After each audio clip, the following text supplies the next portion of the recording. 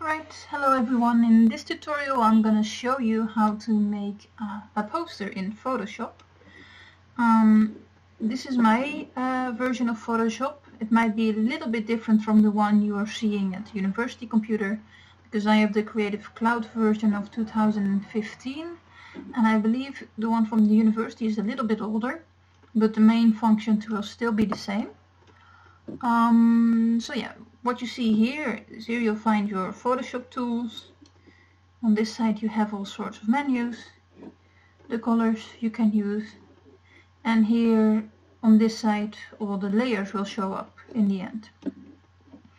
So what I'm gonna do is I'm gonna show you how I usually make a poster, and then hopefully you can click along and try as well. So first of all we want to start a new document. And oh yeah, my version is in Dutch and yours is probably in English, but the buttons are all in the right same positions. So we're going to start a new one. And as you can see, you can pick all sorts of different sizes. We want to make an A1 poster, which is not available. So we're going to do it manually. I googled here how big an A1 should be. And let's see, it's 841 millimeters in height.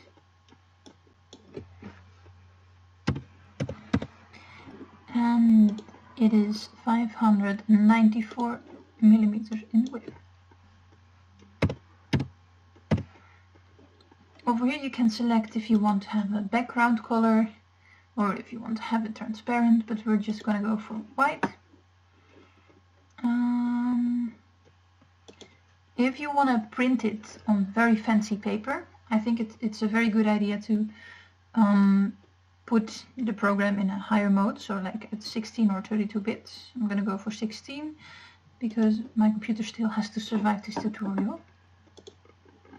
So I click OK, and there you have your new document. And in this document we're going to place some pictures which I want to present through a poster. And I have collected some of them here in this folder. And the easiest way to put your pictures into your Photoshop is just click it, drag it towards it, don't release it, and then release it on the area over here. So if you place it here, it's going to place your picture over here, and then you can just alter the size of it. You don't have to make it perfect yet, because we can still change the sizes afterwards.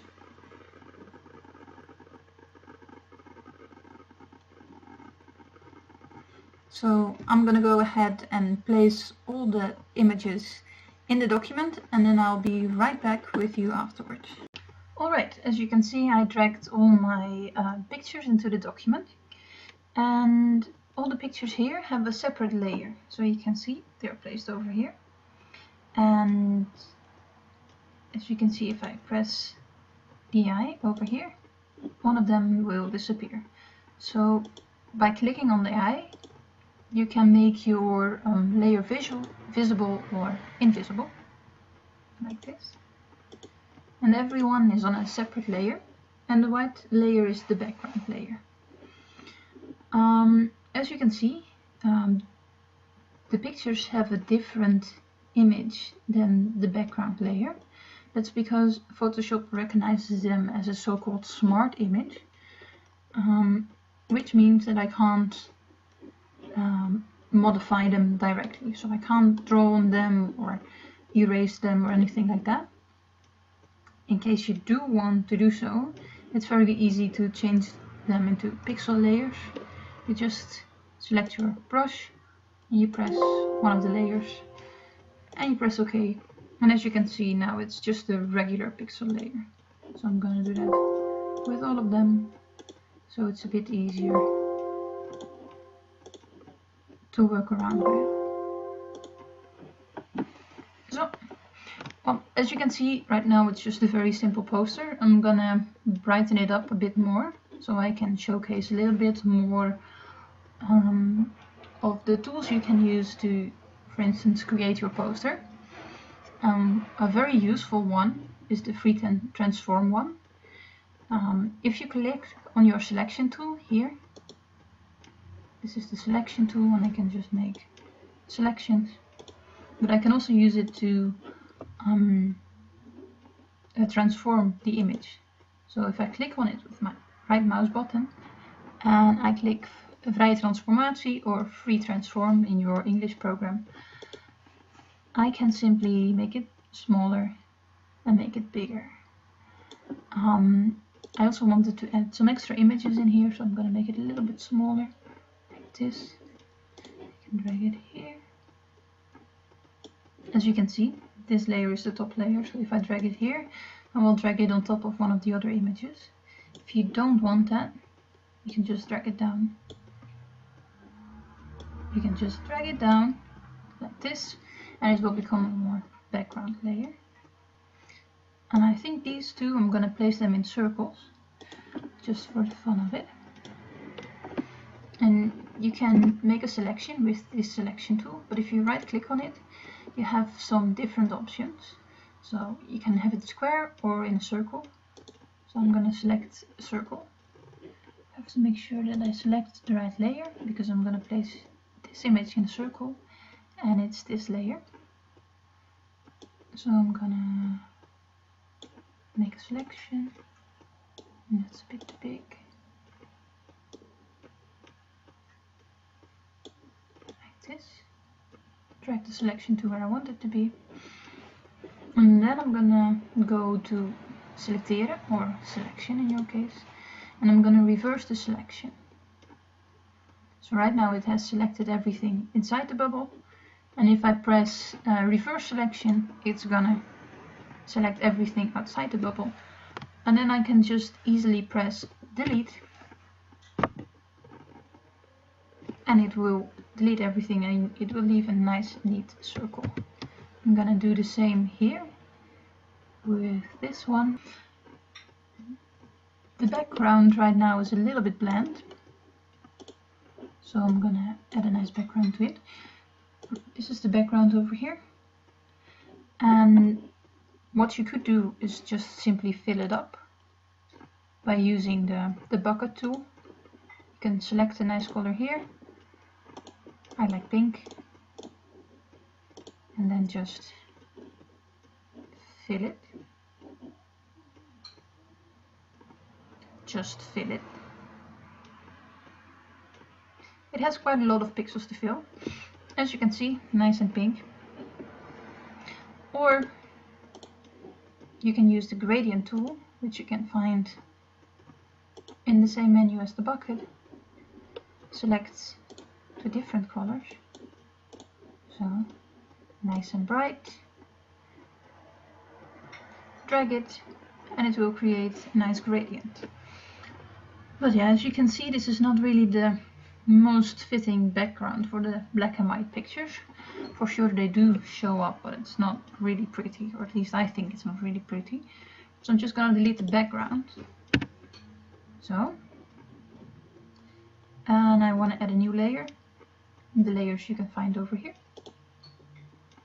And I want this to be my background layer. And on this background I'm gonna place a nice texture. I've collected quite a lot of textures over the years. I will keep them on my computer, but in there will be a file on Blackboard where you can find multiple links to resources like textures and all sorts of sound effects and different things you might use. I think I want to go for this one maybe. So I'm gonna edit the same way as I added the pictures. Drag it onto it. So I'm gonna make it a bit bigger. Up.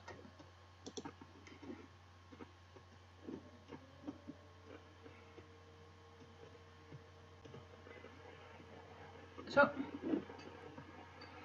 there you go. Well, I think the background is a little bit crowded, so we're going to do something to make the picture show up a bit more. If you select a layer here, this one is selected as you can see, you can press several buttons over here. We're gonna press the effects button, laag effect. And you can press it and then select a nice one. For instance, you can have a relief, a line outside, or a shadow, some nice glow. But we're gonna go for a line.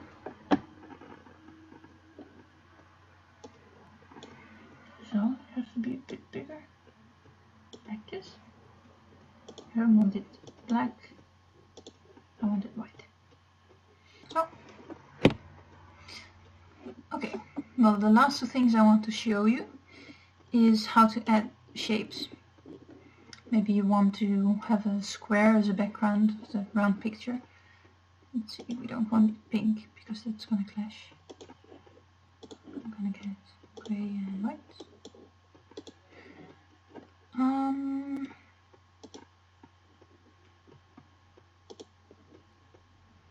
So yeah, over here you can select the shapes, a square, a circle, and also some whatever shapes. They have very different ones. So maybe you want to add a heart or something like that. Or some nice flubbery thing. All these shapes show up in different layers, so you can move around the layers easily. You can use them as a background for things and stuff like that.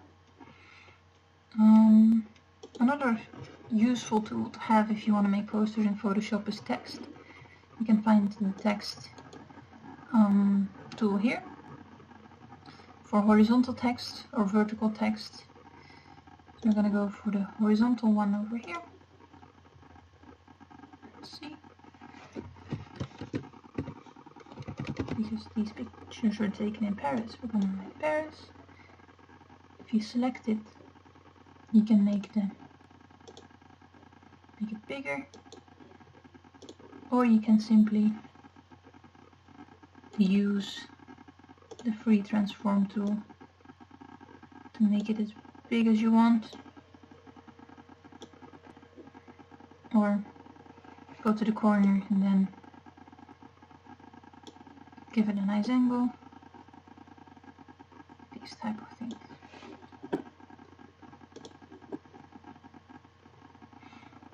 Well, in case you're very happy with your poster, you can save it. So you go to save, but don't just save it, because it will save it in a PSD file, which is a bit troublesome if you want to print it, or if you want to open it on a computer that doesn't have Photoshop.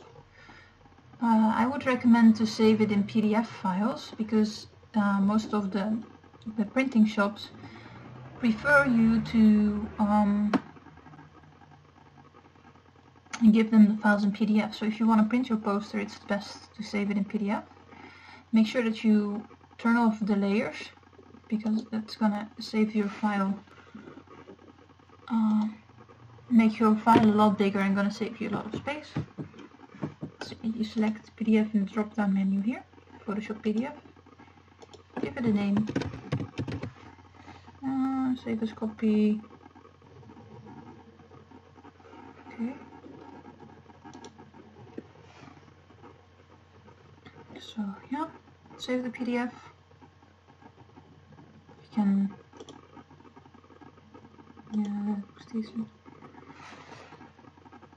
change some things, and then it will save it.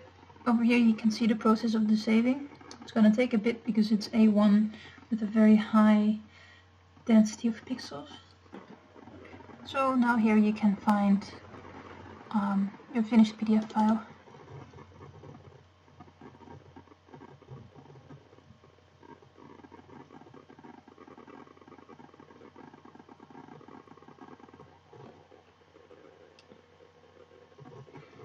So it looks small, but as you can see here, it's on 45%.